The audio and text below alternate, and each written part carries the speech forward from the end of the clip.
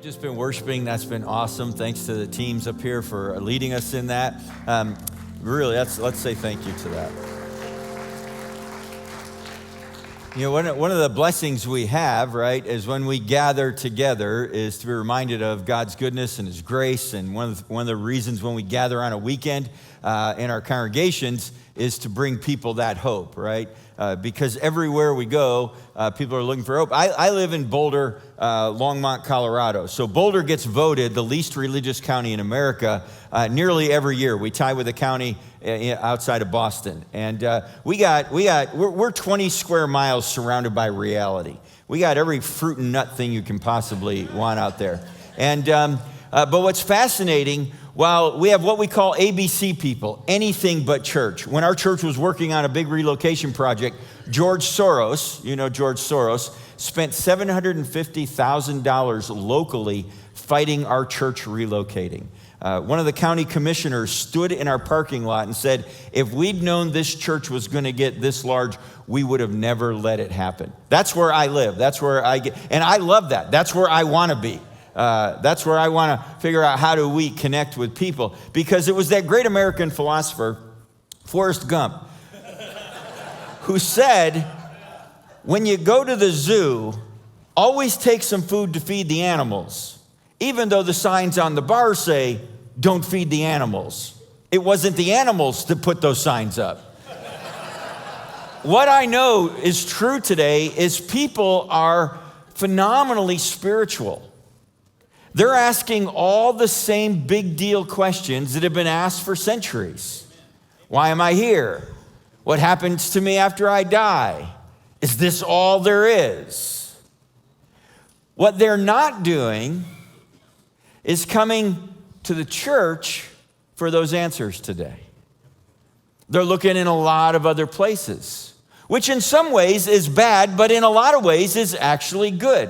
Because there's a phenomenal opportunity if we can connect in the language that is being spoken today, people are receptive to the message.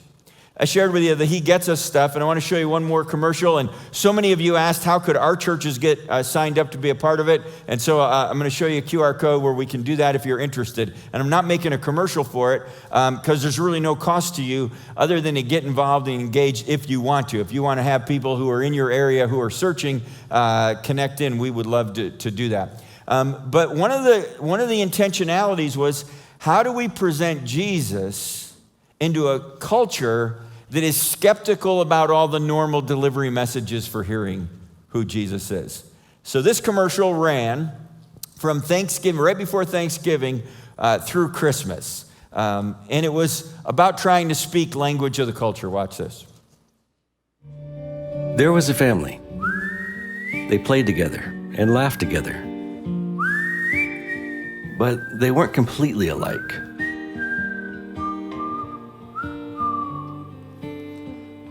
And as they grew older, their opinions widened, and they distanced from each other. Conversations became heated. Reunions became more and more uncomfortable. They thought they were made for each other, only thinking of one another. Brother aligned against sister. Never thinking just for 1 second. Birthdays were ignored, gatherings stopped. Because each had to be right. We don't want them. Oh no. We don't want them. We don't want them. We don't want them. Again, one of the things I love is there's no brought to you at the bottom and it's simply pointing to Jesus. He gets us. The intentionality is to say to people who do not know Him, He gets you. Understands you, connects with you. Thanksgiving to Christmas, families are getting together, again, trying to speak a language in the culture, because you know what it's like. You get together at the holidays, and this year, you're saying to yourself, this is going to be awesome this year. It's going to go great. And I'm always curious why people say that, because they're getting together with the same people that were there last year, and it didn't work out so well half the time, right? You know, a little boy that Thanksgiving dinner, and they're all sitting there, everybody's around the table, and mom says to him, hey, why don't you say the Thanksgiving prayer? And he says, Mom, I don't know what to pray. And she said, well, just pray what I would pray, like I pray. So he bowed his head and he said, "Dear God, why did I invite all these people?" You know, it's that thing, right? That's what happens to us. We get in and we're not sure. So what happened here? In a 4-week time, 22,000 people went as far through the process of raising their hand and saying, "I'd like to talk to somebody about this." And we're able to connect it up to a local church or ministry in their community. Things are changing. We talked about that yesterday. Our responsibility is to take the gospel that never changes to a world that is never going to be the same. It isn't the message that changes. Jesus the same yesterday, today, and forever. Grace changes things. But there isn't anything on the planet at this moment that the delivery system hasn't changed for. How many of you have ordered something from Amazon recently? Like, the UPS and FedEx guys stop at my house every day just in case. There's got to be a package in here that Diane's ordered somewhere, I know. Right? The products are the same. How they get delivered is different. And that's really what we need to think about in our communities. How are we connecting with people who are receiving things in a different way than they have in the past? And so I'd love to invite you to be a part of this. If you'll jump on this QR code, some of you, if you just get your phones out, you can shoot that or text that number. And what will happen is you'll get a link. You'll be invited in. You can choose to get out if you don't want to be a part of it. And someone will reach out to you from our team at Glue and love to help your church connect. Here's what I would do if I were you. There are plenty of resources for the local church, and someone will help you do how do you respond, and you won't just be like sent people. There's a whole process that'll happen.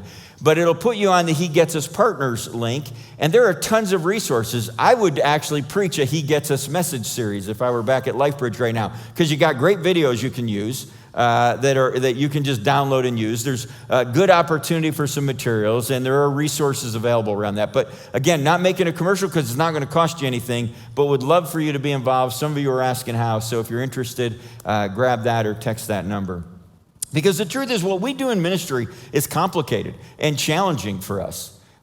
It isn't easy for us. We live in a time where ministry is. I'm going to show you some stats. Can we go to that stats slide? I'm sorry, I probably got it out of order here. This is tough. This was pre-COVID, by the way. And the numbers coming out of COVID, Barna just did a recent study that if pastors under the age of, I believe it's 35, over 65% of them have thought about quitting, getting out of ministry in the last year. We have less people going into ministry and less people staying in ministry. And the first 5 years, I was just talking with somebody from Emmanuel about that. The first 5 years of ministry are the toughest. And I get it. It is a complicated job, isn't it? I mean, first of all, it's an ill-defined job.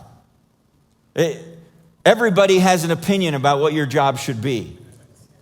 Everybody does. I was at a restaurant one night with my family, and somebody came up to our table, and they looked like they'd maybe just had been at the bar a little longer than maybe they should have been. And they were chatting. He said, "I just started coming to LifeBridge. I've been there about 3 months, and I just love it." And he's patting me on the back. "I love what you say and what you do." And so we're introducing ourselves to each other. And he said, I just have one question. I'm just really curious. I know you're really busy on Sunday. I see all the people, and I see what do you do the rest of the week?" You know, there was a time that I would start listing all the stuff. And I looked over and I said, "Really, not a lot. We have services on Saturday, and so Saturday and Sunday I'm really busy, but the rest of the week I'm just hanging out." My kids are cracking up. It's like, your job's never done either, is it? Have you ever gone to bed in ministry and said, "Man, that was done. I got that field mowed. I built that building. I finished that room. I painted that." Never done. And then there's people. Like, People. And those people are people. And they're like people. And they drive you nuts.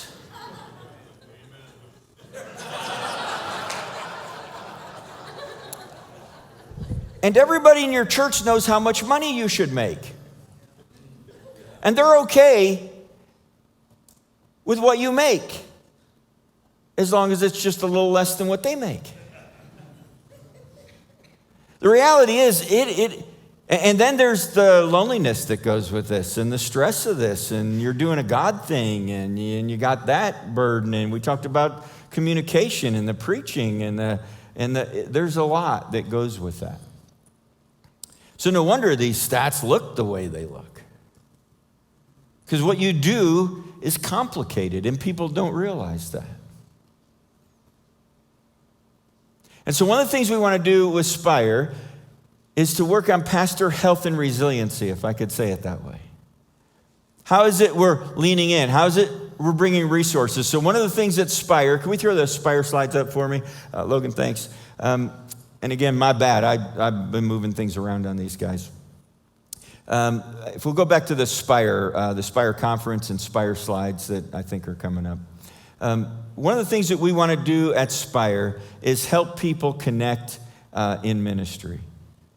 And the Spire Conference this year is in Nashville, and we love the partnership we have with you all here at DHF. And got to meet Wayne and Rick and Brian in 2019. And I want you to know that team of people care about you and care about investing in you and connecting with you. And we just want to help. Here's a basic belief I have, is that healthy leaders help healthy churches that impact and make healthy communities. And it starts in leadership. And so we want to come alongside and be a part. And particularly, can I say this to those of you who pastor in smaller churches? I think your job is way more complicated than mine ended up being at LifeBridge. And I know there's different kinds of weights and different senses you feel and all the stuff that goes with the complication of sizes of congregations. But what I know is all of my ministry friends who are sometimes they're dual income, they're bivocational. Sometimes they're the only source for connecting with people. If the lights are on, they're there. If someone's being helped, they're there. If the driveway gets shoveled, it's them. And so I just want you to know, I think your job is way more complicated than maybe even Brian or Wayne's job was here, because of the weight that goes with the burden being only on you. And so one, I want to say thank you for what you do, but two, I want to encourage you to plug in. I said it yesterday, but the single biggest factor for health in pastors is whether or not they're connected to some others in a peer, whether that's locally or it's connected across in some ways digitally. It matters. So I'd love to invite you to come to Nashville and be a part of that. Love to have you connect in. There's so many resources. It's the only conference I know of that is focused solely on people who are in ministry. That's all we're focused on and want to be a part of. So we'd love to have you connect in, because pastor health matters. I mean, we think about health in a lot of different ways, don't we? We think about how healthy are we physically. My mom and dad both have heart issues, and my dad had some severe heart stuff this last year, and my doctor, now that they moved out to Colorado, is their doctor, and he said to me, you know, you're healthy, everything's good, but you should probably be paying attention to your heart. You should exercise more, and you should pay attention to your diet. Two things I have zero interest in doing. You know, how many of you are runners, joggers? Anybody? A few of you? Yeah, I don't get. You know, you're all perky and run. Everybody should run. I live in Colorado. We're very healthy. Everybody's running. My wife likes to run, and when we run, she wants to talk, and I can't breathe. And and everybody keeps saying, just keep going, and you'll get that thing where finally you just love it. No, I don't.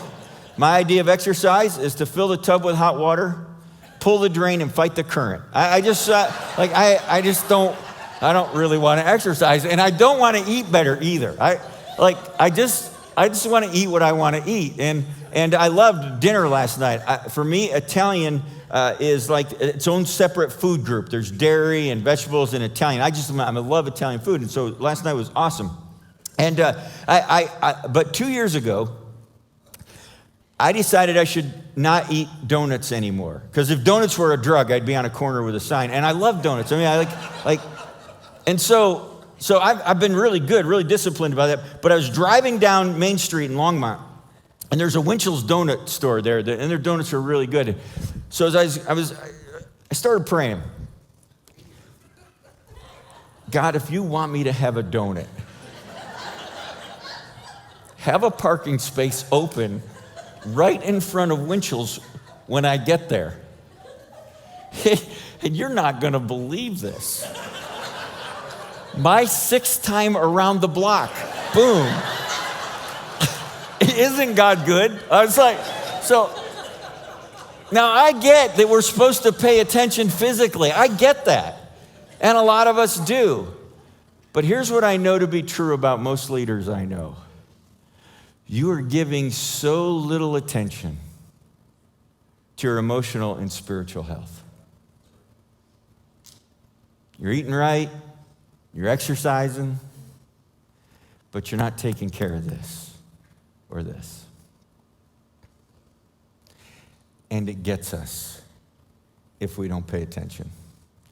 So I just want to encourage you. God needs you doing what you're doing. Already got plans for you. Part of the story you're going to be writing. He's got you where he wants you to be, at least for this moment. And he needs the best you that can be in that place. You know, we all have stories, don't we? And our stories are different. I told a little bit about my family story, upstate New York, first Christian. I got invited to a high school retreat, and first time I heard there was a God who loved me and cared for me. And I'm enough of a skeptic. It took me a while to plow through all that and sort that out, but gave my heart and life to Christ. And then not long after that, my mom and dad became Christians. My sister became a Christian, which I was so grateful for, because 2 years after that, her senior year in high school, she was killed in an accident with a drunk driver. And my mom and dad have lost 4 kids, and grace changed our family.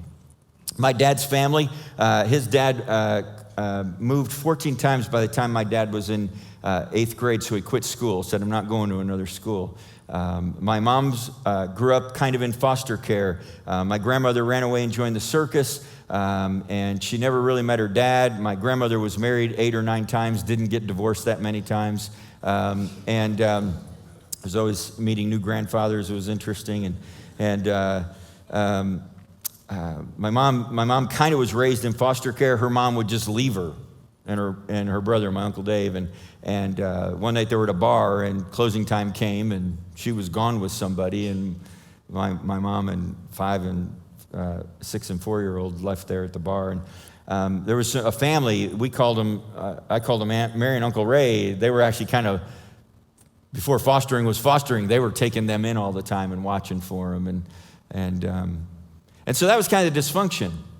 I become a Christian, my parents do, my sister does. My dad's parents, my grandparents, had the privilege of baptizing them. My mom's mom that she had reconciled with, got to baptize her. Some of my aunts and uncles came to Christ. I have a cousin in ministry back in New York. Grace changed our family. Pat Fay, who's back here. Pat, would you raise your hand? Pat and I were in school together. We went to New York and helped plant a church, and some of my family got blessed by that man's ministry. Grace changes things. We all have a story, don't we? Our stories aren't all the same. But almost everybody I know wants a better story than the one they've got. Right? We just like for things to be different. And I love this story that we find in John chapter 11. If you got your Bibles, I want to invite you to turn there. You know the story. It's the story of Lazarus. Mary and Martha, Lazarus, they're friends with Jesus. Lazarus is sick. He gets word from the sisters. Jesus does that Lazarus is not doing well. They're asking him to come back, in essence. And Lazarus dies. And you all have preached 100 messages out of this passage. And And you know, for those of you who've never been in John 11, spoiler alert, Lazarus is coming back, but the grief is real and the angst is hard, and we never hear anything else about Lazarus after this. Like, we don't get another. I would have loved to have been with Lazarus at all the parties that came. You know, when you're at parties, people start bragging about the stuff they've done. I had a hole in one. I climbed Mount Everest. Yeah, I was dead. I came back. You know, I mean, it was like, boom, it was a drop the mic moment every time. And I wonder how Lazarus lived after this. It'd be interesting. But there's got to be more to this story than one guy coming back to life, because Jesus didn't raise everybody from the dead. So that can't be the point of this story. And I think what's in this story are some blockers to why we don't have a better story. What keeps people, me and you, from a better story? Here's the first one.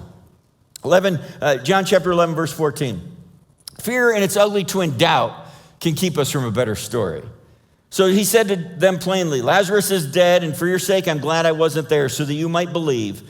But let us go to him. And then Thomas, the doubter, said to the rest of the disciples, let us also go that we may die with him. Now, Thomas has been with Jesus. He's seen some amazing things. Their friend has died.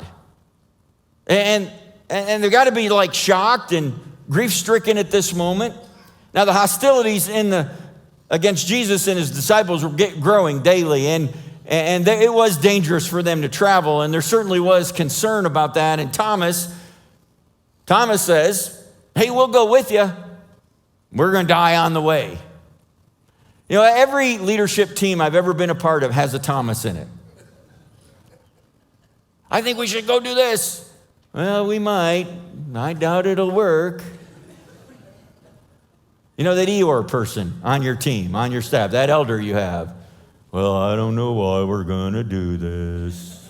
Tried it before, it didn't work. Thomas. This is real fear too. This is not just momentary being frightened. You know, there's a difference between having fear, that deep-seated fear, and the doubt, the twin ugly sister in our heart, and the being frightened. We had 2 dogs. We just recently had to put both of them down. Technically, I'm not sure they were dogs. We had a pug that I loved, and then Diane got a Maltipoo, which I know technically is not a dog, actually. it's a little thing that bounced. Charlie was, and she let both of them sleep in our bed, which was a mistake. The pug would crawl right up between us, lay on its back and snore all night long, and Charlie, the Maltipoo, would lay down at our feet, and if you moved, he would growl at you. It was like really painful. And we were in a lake all day with the dogs, and Diane got them out, and she took their collars off and cleaned them up, and that night we go to bed, and we were having one of those Midwest thunderstorms that roll through, you know, the kind of just like shakes your house. And it's like the only time Charlie ever slept next to me was during a storm like that. And he sucked right up next to me. Well, I'm at that spot where I have to get up in the middle of the night. Some of you been in that spot longer than me, and some of you are just getting to that spot, but it's coming, I promise. And if you have to do that, right, to get up to use the restroom, you know, you try to stay barely above the level of consciousness, like just enough to get in the right place. Because you don't want to be awake yet, right? You're like, so you know, and so now I get up, it's thundering, lightning, I get up to use the restroom. I don't hear Charlie jump off the bed because his tags are off, because she'd done the shower thing with him. I'm standing using the restroom, barely conscious. Massive thunderbolt, lightning, light, bam, the house shakes. And right then, my dog Charlie licked my leg. I'm telling you, like, so, whoa! And what you think happened. I was up for a while cleaning things up. So, there's a difference. There's a difference from being frightened and having fear. What would you do? What would you do in ministry right now? What would you do in your church, in your community right now, if you weren't afraid of failing? What fears and doubts are keeping you from leaning into what God is doing right now? What fear or doubt is keeping you from a better story? That thing that's holding you back. Because the reality is, Fear and doubt will keep me from a better story, keeps me anchored in, keeps me head down, keeps me hesitating, keeps me holding back, keeps me from stepping out. Here's the second thing. Disappointment will keep me from a better story. Lazarus has been dead 4 days. Jesus arrives. Lots of friends have come to grieve. Martha goes out to meet Jesus. Lord, Martha said to Jesus, if you had been here, my brother wouldn't have died. But I know that even now, God will give you whatever you ask. Go down to verse 32, and you get the same response from Mary. The two sisters come to Jesus verbatim, word for word, with the same thing.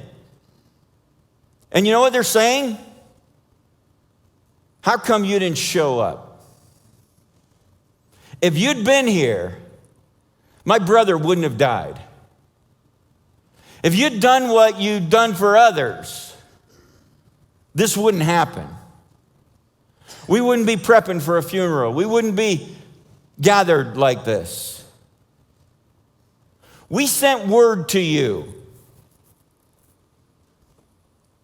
How come you're not here? What happens to you and me when God doesn't do what we want him or need him to do?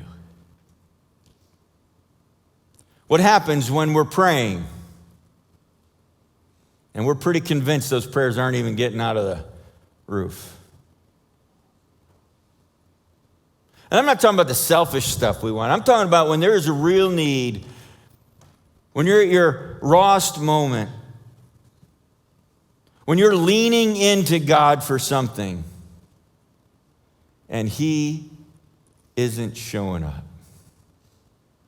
How would you fill this in? If God were God, he would what right now for you? Fix a marriage, resolve a crisis, settle a financial thing, improve your health, put you in a new place in ministry. If God were God, he would what? Because disappointment with God is real. When God isn't responding in the way that I think he should or could or would, but he doesn't. Sometimes religion keeps me from a better story. You know that stuff we know? All the answers we have? Jesus said to her, your brother will rise again. Martha answered, I know he's going to rise again in the resurrection at the last day. I've known that since I was 11. I've been taught that since I was new. I know he's come. She just gave the Sunday school answer. And in my darkest moments, which there have been plenty, in my questioning whether I should be doing what I'm doing, which happened a lot, when my frustration in ministry, I had a lot of the Sunday school answers.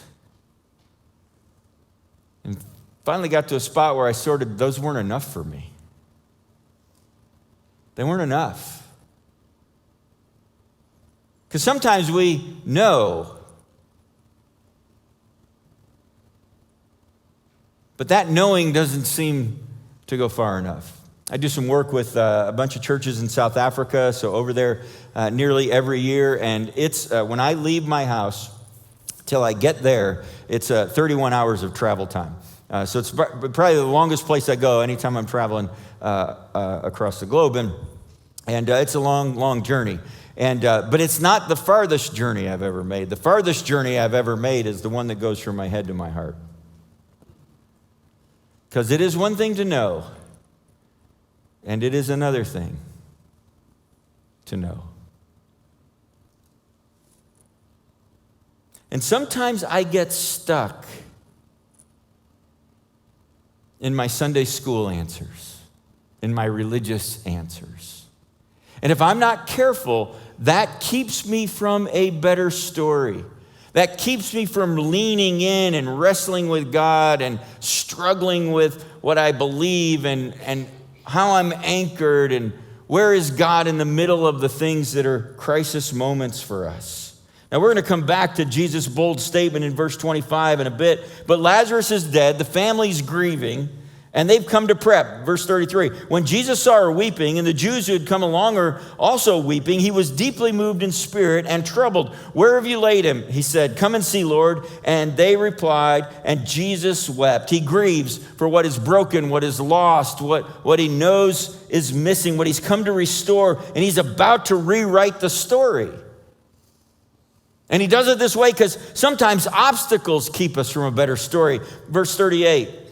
Jesus, once more deeply moved, came to the tomb. It was a cave with a stone laid across the entrance. Take away the stone, he said. But Lord, said Martha, the sister of the dead man, by this time there's a bad odor. I love how practical. For he's been there 4 days. And Jesus said, didn't I tell you that if you believed, you would see the glory of God? And so they took away the stone. I love this scene. I love the picture of this. And let me sidebar for just a second, because I think this is a picture of the church right here. Because Jesus says to the people standing there, hey, move the stone out of the way. Did he need them to do that? Couldn't he have just pointed at the stone? Couldn't he have just blinked and it would have gone to dust? He did not need their help to move the stone, did he? But he invites them to do the one thing that they could do. Now, we know what's coming. He's going to raise Lazarus from the dead. Only Jesus can do that. He's going to invite them to take the grave clothes off. Only Jesus, that's again something we can help do. And I'm going to come back to that one. But they can move the stone. And sometimes that's my job. My job is just to move the obstacles out of the way for people. Help them hear this message in a way they can hear it. Help get rid of some of the ways that block them from hearing it. What are the obstacles in your life right now that are keeping you from a better story? Lazarus is dead. That's going to happen to all of us. 1 out of 1 of us are going to die. I know what I once said at my funeral. Look, he's moving. This is it. He is dead right here. You know, here's what I do know. We all go to these conferences to get the jokes we can take back home with us, right? That's how this works. That's why I keep tossing them. Look what else keeps me from a better story. The grave or darkness can keep me from a better story. Jesus looked up and said, Father, I thank you that you have heard me. I know that you always hear me, but I said this for the benefit of the people standing here, that they might believe that you sent me. And when he had said this, Jesus called out in a loud voice, Lazarus, come out. And we've all used the lines. Good thing he said Lazarus, or that whole cemetery would have emptied. Good thing, point it right, and we've all used all of that. But the truth is, dead man walking. I mean, here comes Lazarus out of the tomb. This is a big deal. This is a big deal here. And you and I get stuck sometimes. When our family stood in the cemetery in upstate New York a week before Christmas and put my sister in the ground, that was a hard day. That was a hard day. We hadn't been Christians very long. How come? We're sitting in our home, and a pastor came to bring some comfort to my folks. And made one of those statements that's just not fair or is unintentional, I'm sure. The guys driving the truck were killed. My sister was killed. My wife's sister, actually, before we were dating, was riding with my sister. She was the only one who lived, and that pastor said, well, he must have something special planned for Danette. Which what my dad heard was, he didn't have anything special planned for my kid.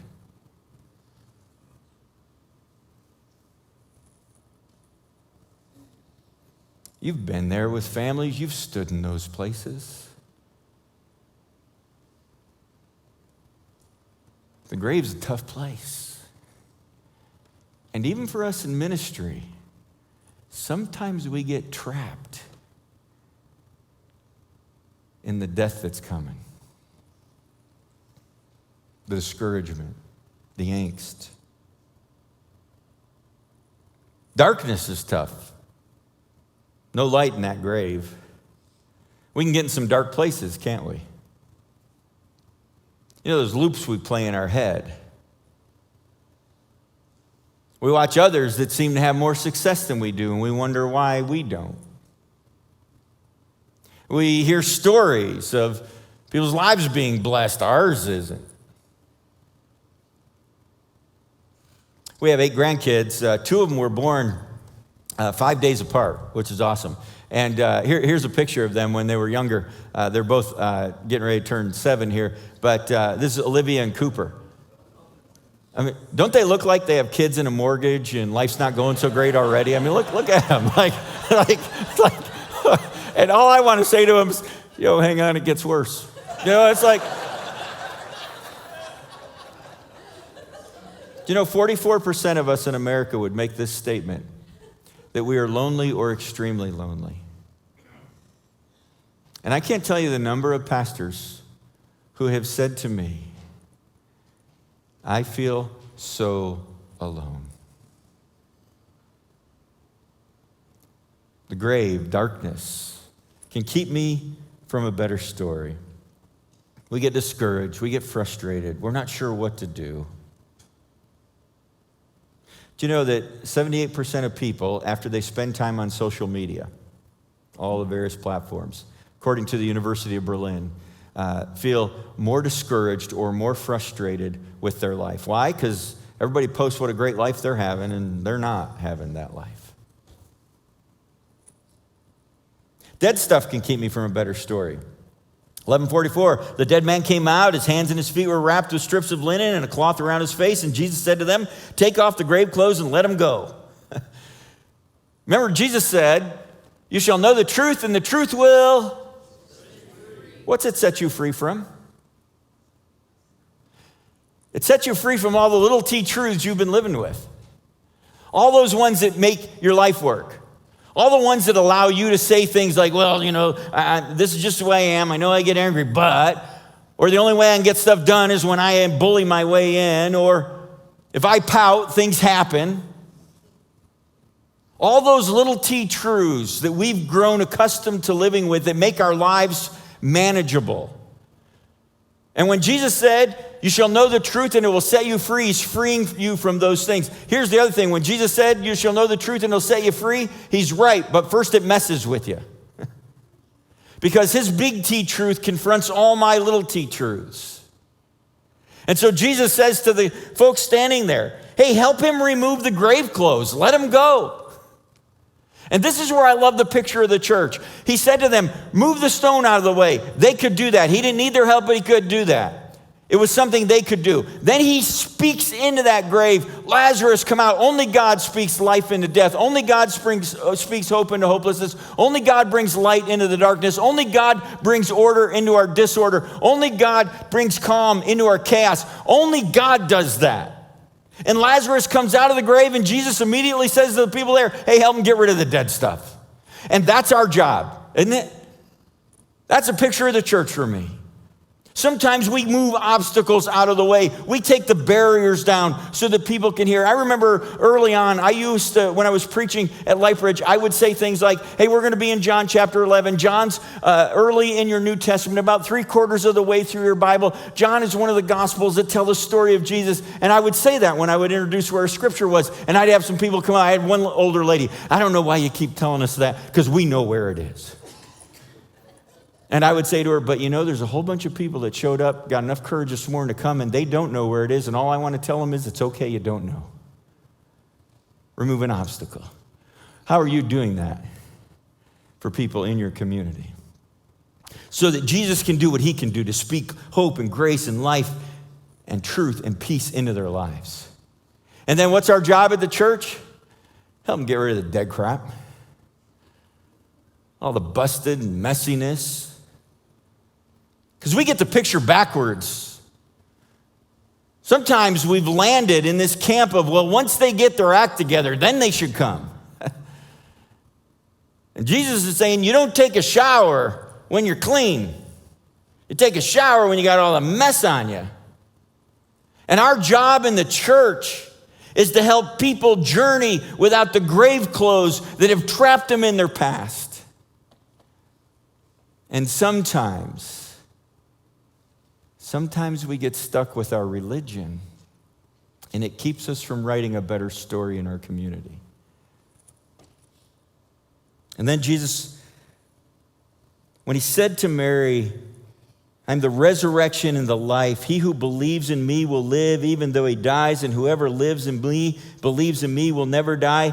Do you believe this? And that's a great question for us. Because there was a time for me when I was going through the motions of ministry. The only time I was in Scripture was when I was getting ready for a message, and it felt like I was getting ready for a message all the time. And my prayers had become kind of perfunctory, and my relationships were a little stale. And I got kind of stuck in this loop. And John Walker at Blessings Ranch, many of you know John, has a ministry renewal place. They were in our area, and John and Deanna attended our church, and we were friends. We were at lunch one day, and I remember we're sitting at a Cracker Barrel in Loveland, Colorado, and John said something, and it caused me to tear up. And I don't know what he said, but I did that quick recovery thing, and moved right on. And we walked outside, and John said to me, "Hey, I don't know what was going on in there, but what I do know is when the bucket is full, you don't have to kick it very hard for stuff to spill out. And something caught you there. And I know we're friends, but if you ever want to come up and spend some time at the ranch, I'd love to have you do it." And I'm thinking, I've got friends who need that, but I don't need that. In fact, I said to one of my friends who'd been there, "Hey, John invited me to come up. What do you think?" And he said, "Well, I think you should go." And I thought, well, yeah, but you need a lot of help. And then there was a guy in our church who had really gotten his life flipped on end, and I drug him up to the ranch, and he spent a couple weeks up there, and I was saying to him, John and I were talking about going to the ranch, and he said, "Oh, man, it was so good for me, and I think it would really be good for you." And I was like, "Oh, yeah, okay, but, you got a lot of stuff, too." And I was walking with Diane one night, and I said, "Hey, John said I should come up to the ranch, and what do you think?" She said, "I think you should go." She didn't even hesitate. Well, so if one person calls you a horse is behind, ignore them. If two people call you that, look in the mirror. If three people call you that, buy the saddle. So I bought the saddle. Went to the ranch. I'm sitting up there with John, and the very first day, and we're talking, and then he finally says to me, "Hey, would you just shut up and listen?" What? Okay. So I sat there. It felt like 2 minutes. It was about 2 minutes. It felt like 2 years. And I looked over and I said, "Okay, John, I'm listening. What do you want to say?"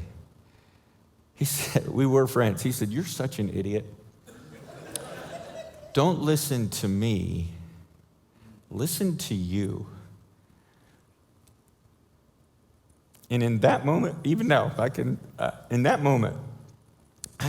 like tidal wave hit me. And I thought, oh my gosh, I really am in trouble. And over the course of time, here's what John helped me unpack. He said, "I sit in church and I listen to you speak. And you're really good at helping people connect with the grace of God. Like you really do that well. And I've watched how you've handled some staff situations that haven't been great. And you've been phenomenally graceful in what you've done with that. And I know some of the people in the church that you've been connecting with, and you've been great at giving them grace and helping them get on the next step. But you are really terrible allowing God to extend his grace to you. You keep trying to earn it. You keep trying to get to the next thing. And it took me a long time to journey with that and live with that. But here's what I know. You and I do what we do, not in our own abilities and our own strength, but in the grace that overflows from God. So will you allow him to flood your heart with his grace? Would you cut yourself a break from measuring yourself against everybody else and allow God to be the one who measures you, who finds you worthy, who finds you needed, who finds you necessary, and more than anything else, loves you, has called you, and will bless you. So my dad quits school in 8th grade.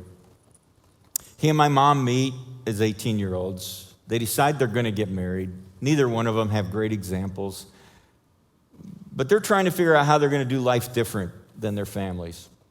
My dad takes a job at Bristol-Myers Pharmaceutical Company, sweeping floors.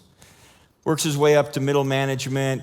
When I was 4 or 5, we moved out of the inner city of Syracuse out into one of the suburbs, and there's a whole God story of how the little church on the corner ended up where we became Christ followers, and now my dad's retiring after 35 years, and I called my mom and said, "Hey, don't tell him I'm coming home, but I just want to come home and say thanks. Thanks for changing the trajectory of our family. Thanks for giving us a better story. Thanks for staying in the same place, opposite of what his dad had done." So I get to he's coming out his last day. He's got his box of stuff from his office, and he's coming through a security gate. I knew it'd be a mixed emotion day for him. Glad to be starting a new chapter, sad to be leaving a people and place he'd spent so long at. He's coming through the gate, and I'm on the other side of the gate, and I just started clapping. He didn't know who the idiot was. He looked up, saw it was me. We had a great time at a reunion. That night, we went out to eat with a bunch of their family, their friends, and I paid. And then the next day, we went and played golf, and I paid for the golf. And the reason for that is because I remember saying to him, I think I'm going to do ministry. And my dad said, "Well, I'm not going to support you the rest of your life," because that's all we knew in upstate New York. And so I was paying to know that he didn't ever have to do that. And a couple weeks later, I was only able to be there a day, but I got a really nice thank you card from my dad. And he said some really nice stuff about how surprised he was and how proud he was and grateful. But he closed with this. He said, "Someday this life will be over for me. And I hope God will let me stand at the gate and applaud you on your last day of work." The reality is you and I may never hear those words from the people that we think we should hear from. We'll never get the applause we think we should have gotten from someone. But on the day you and I draw our last breath, if we stand in his grace and have been faithful to his calling, the Father of the universe is going to stand at the gate and say to you, "Well done, well done."